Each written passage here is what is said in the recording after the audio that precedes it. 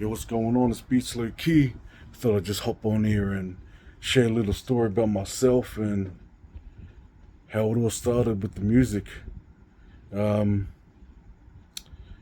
Grew up in a household where there was only rock and roll music and Tongan music.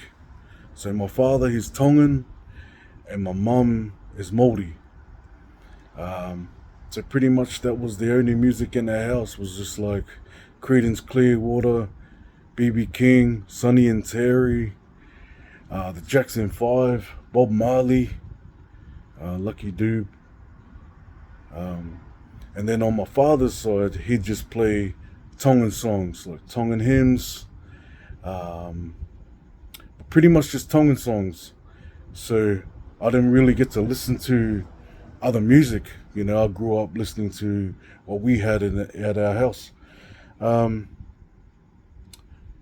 so I remember one day, it was my football coach. Shout out to Dwayne.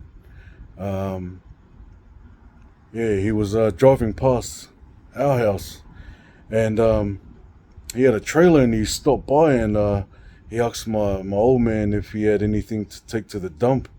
And then my old man seen there was a drum kit on the back. So we asked him, what are you doing with that? He said he was going to take it to the dump, get rid of it. So my old man goes upstairs, comes back out with a $50 note, and says, "Hey, I'll take that off you, and it's for my son." So pretty much that's how it all started with me, for me. Um, so I was 5 years old. My old man took it off the back of the trailer. He told me to come and help him. We took it in.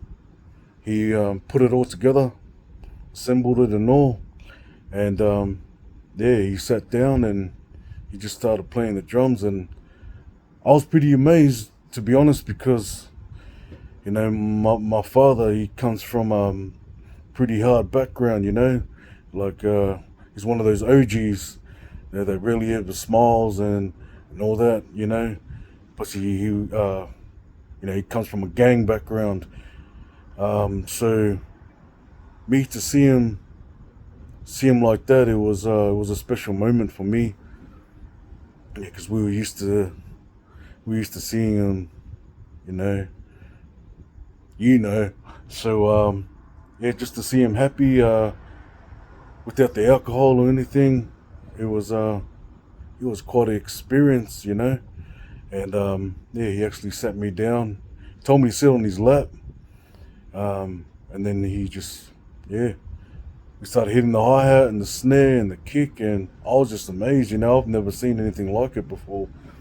So what he used to get me to do, him and my mum, was they'd play tapes like the Jackson 5 or whatever was in the tape deck, and they used to get me to practice and just try and mimic what they're doing. So that was pretty much the start for me, um, with music. And then I remember my mum, because my old man will always have his boys over, and they'll, fight cover. So they always have their gats lying around. And I remember she brought one up to me. Yeah, came home from school, and I remember she told me to sit down. She had one guitar, she gave me the other one, and yeah, she pretty much taught me how to play my first song on the guitar. So shout out. um, but yeah, it was quite an experience, just because of both my parents' background. I could see they were very passionate about music, um, because they both come from gang backgrounds. They're trying to escape it. That's why we ended up in Ipswich, in Leichhardt. That's why they left the country. They left New Zealand, because me and my brother were both born. So they wanted to give us a better life over here. But, little did they know that it was always hanging around, like the gangs were over here waiting, you know what I mean? So, yeah, just to see that. just to see the passion in their eyes and the love they had for music is something I'll never forget. But I'm very grateful, really grateful that they did that for me, um, and and look where I am today, you know, making music and connecting with artists all over the world. Um, but yeah, that's just a little bit of my story.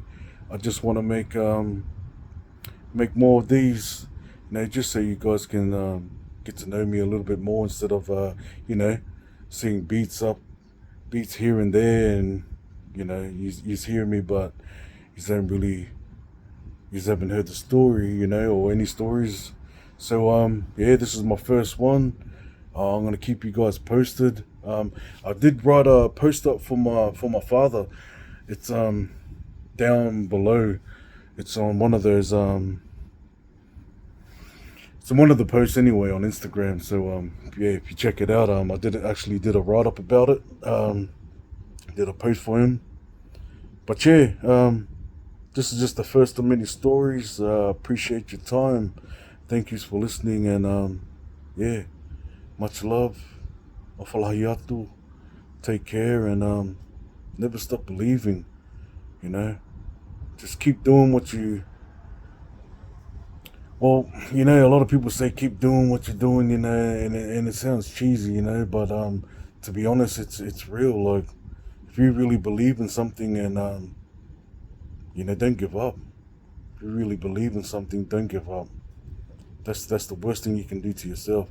You don't want to be 50 and looking back and thinking, man, I could have did that. You don't want to be that guy, you know. Like, give it a go, give it a chance. If you believe in it, just go for it. You know, don't even stop. You know, yeah, just stick to your dreams, stick to what you believe in, and believe in yourself. Sometimes, you know, when no one believes in you, you got to be your own cheerleader. You got to cheer yourself on. And I know that sounds harsh and that sounds hard, but that's reality. You know, like, I know from firsthand. You know, so I'm just out here trying to motivate, trying to inspire. But that's my story. That's just one of many. I'll keep you posted. But thank you for listening. Ofa Lahi Atu.